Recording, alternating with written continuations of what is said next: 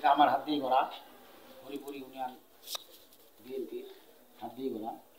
তো এখানে মৎস্যজীবী দলের যে আমাদের সভাপতি সেক্রেটারি সাংগঠনিক সদস্যবৃন্দ আছে, আজকে থানা নেতৃবৃন্দ এসেছে, তাদের এই কমিটিটা ঘোষণা দেবে, এই একটা পরিচিত সভা, সেই জন্য তারা এসেছে। আমাকে আগেই বলছে, আমি বলছি তোমরা ব্যানারটা নিয়ে আসো আমার অফিসে, এখানে ঘোষণা হবে। আমাদের মৎস্যজীবী দলটা এমন একটি দল, এই দলটা কিন্তু অত্যন্ত এবং শহীদের একটা আদর্শ দল।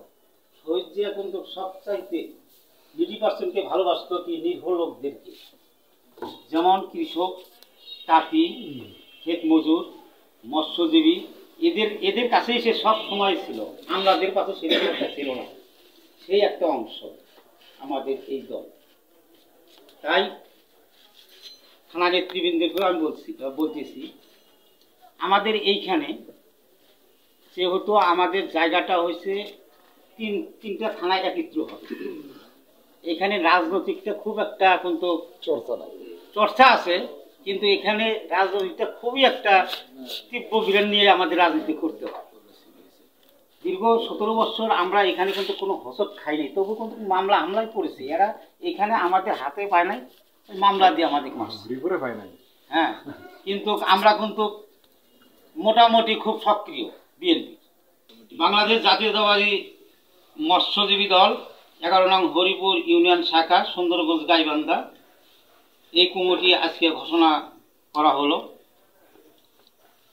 জনাব মোহাম্মদ আক্কাস আলী মৃত্যু আসগার আলীর পিতা, সভাপতি 11 নং হরিপুর ইউনিয়ন।